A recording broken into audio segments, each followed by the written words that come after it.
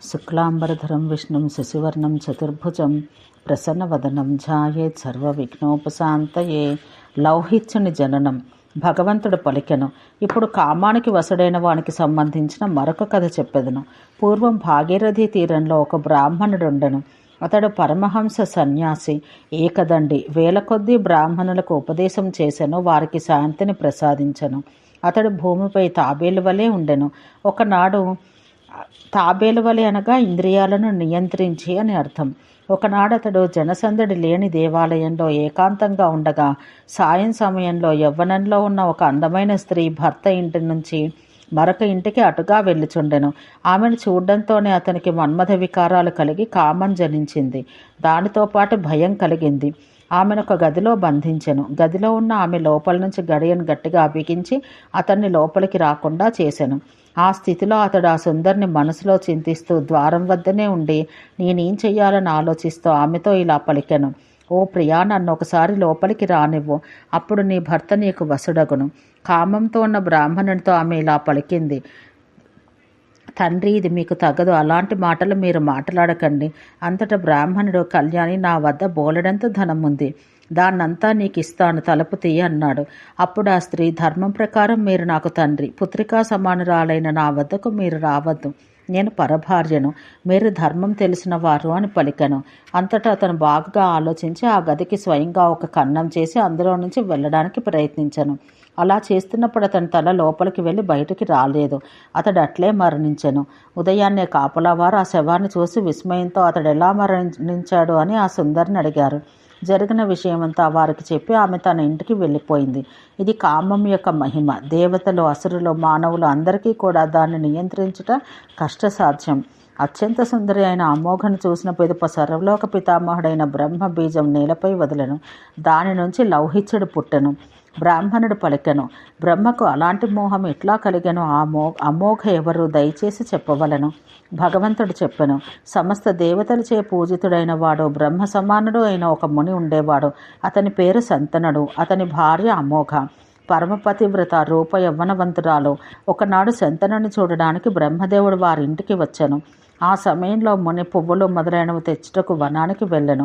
బ్రహ్మదేవుని దర్శించినంతనే అమోఘ అర్ఘ్యపాద్యములిచ్చి గౌరవించెను. దూరం నుంచే నమస్కరించి ఇంటిలోకి వెళ్ళిపోయాను. అందమైన అంగములు గల ఆ స్త్రీని చూసిన పిదప బ్రహ్మదేవుడు కామవశుడయ్యను. సృష్టికర్త ఆమెను గురించి ఆలోచిస్తుండగా బీజం బయటకు వెలువడి మంచంపై పడెను. బ్రహ్మ గొప్ప దుఃఖంతో వెంటనే అక్కడి నుంచి వెళ్ళిపోయాను. పిదప ఇంటికి వచ్చిన ముని శుక్రమును చూసి ఇంటికి ఎవరు వచ్చారని భార్యను అడిగాను. అంతటా ఆమె, స్వామి, బ్రహ్మదేవుడు మీకోసం ఇక్కడికి వచ్చాను, మీరు వచ్చినంత వరకు కూర్చోమని చెప్పి తిని, మీ తపో ప్రభావంతో శుక్రమునకు కారణమేమిటో తెలుసుకోవాలి. అంతటా ముని ధ్యానం వల్ల జరిగిందంతా తెలుసుకుని, సాధ్వి, నా ఆజ్ఞగా నీవు బ్రహ్మ రేతస్సును ధరించాలి. సమస్త లోకాలను పావనం చేసే పుత్రుడు జన్మించును. సమస్త శుభాలు కలిగించే మన కోరిక నెరవేరుతుంది. పతివ్రత భర్త ఆజ్ఞను శిరసావహించి బ్రహ్మ రేతస్సును ధరించింది. అంతట సుడురవలే కొట్టుకొనుచున్న ఒక భయంకరమైన గర్భం పొందెను. దాన్ని ఆమె భరించలేకపోయాను. అప్పుడు శంతనమునితో, స్వామి, ఈ గర్భం నేను భరించలేకుండా ఉన్నాను, నా ప్రాణాలు పోవుచున్నాయి, నేను ఏం చేయాలో ఆజ్ఞాపించవలను. ఈ గర్భాన్ని ఎక్కడ వదలాలో చెప్పవలెను. భర్త ఆజ్ఞ అనుసరించి ఆమె గర్భాన్ని యుగంధరలో విడిచెను. వెంటనే నదిలోని నీరు అల్లకల్లోలమై అలలు చెలరేగి పైకెగసిన పిదప శాంతించును. ఆ నీటి నుంచి నీలి వస్త్రం ధరించినవాడు, కిరీటం, ఆభరణాలు ధరించినవాడు, నక్షత్రాల వలె చూచుటకు కష్టమైన వాడు పుట్టెను. దేవతల పుష్పవర్షం కురిపించిరి. దానివల్ల ఆ తీర్థం తీర్థరాజమైంది. భృగు కులంలో పరశురాముడు జన్మించెను. తన తండ్రిని చంపిన మరియు ఆ కులమును క్షత్రియులను ససైన్యంగా సంహరించెను. అందువల్ల అతని శరీరమంతా మన్నుతో కప్పబడింది. బ్రహ్మహత్యా దోషానికి సమానమైన దోషం అతనికి కలిగింది. పరశురాముడు అతని గొడ్డల్ని ఎంత కడిగినా శుభ్రం కాలేదు. ఈ విధంగా దుఃఖంతో ఉన్న పరశురామును ఉద్దేశించి ఆకాశవాణి ఇట్లు పలికెను, రామా, నేను చెప్పినట్టు చెయ్యి. ఏ క్షేత్రంలో నీ గొడ్డలి శుభ్రమగునో ఆ క్షేత్రంలోనే నీ పాపాలన్నీ నశించును.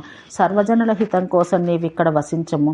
అందువల్ల నీవు వెంటనే గొప్ప తీర్థాలన్నింటినీ దర్శించు. నీ గొడ్డలి శుభ్రమయ్యే తీర్థమే అందరికీ మోక్షాన్ని కలిగించును. ఆకాశవాణి విన్న జమదగ్నిపుత్రుడు వివిధ తీర్థాలకు వెళ్ళెను. గంగా, సరస్వతి, కావేరి, సరయు, గోదావరి, యమున, కద్రు, వసుధ, పావనమైన గౌరి మొదలైన తీర్థాలన్నింటికీ వెళ్ళెను. ఎన్ని తీర్థాల్లో గొడ్డల్ని కడిగినా అది శుభ్రం కాలేదు. ఎన్నో గిర్లను, గుహలను, దుర్గమమైన అరణ్యాలను దర్శించను, గొడ్డలి మాత్రం శుభ్రం కాలేదు. పరశురాముడు విషాదంతో విరక్తి చెందెను. అంతటా ఆకాశవాణి తిరిగి ఇలా పలికెను, ఓ రామ, నీవు తూర్పు దిశలో ఉన్న గుహలో ఉన్న తీర్థాన్ని దర్శించు.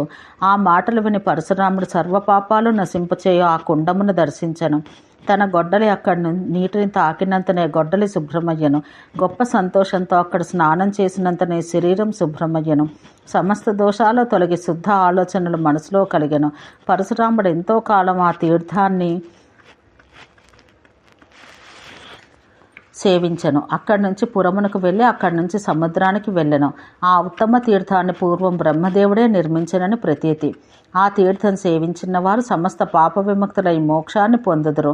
కామాన్ని నియంత్రించట బహు కష్టం, అది దుస్సహమైనది. గొప్ప పాపములన్నీ కామం వల్లనే కలుగును. పుణ్యాచారం వలన గొప్ప పుణ్యం పొందును. లౌహిత్యుడు బ్రహ్మపుత్రుడు శంతనుని భార్య అయిన అమోఘ ద్వారా జన్మించాడు. బ్రహ్మదేవుడు కామాన్ని జయించలేకపోయాడు. శంతనునికి మత్సరం లేకపోవటం వల్లనూ అమోఘ పాతివ్రత్యం వలనూ ఆ తీర్థం గొప్ప పుణ్యప్రదమైనది. ఈ కథను విన్నవాడు మోక్షమును పొందును. ఓం శాంతి శాంతి శాంతి.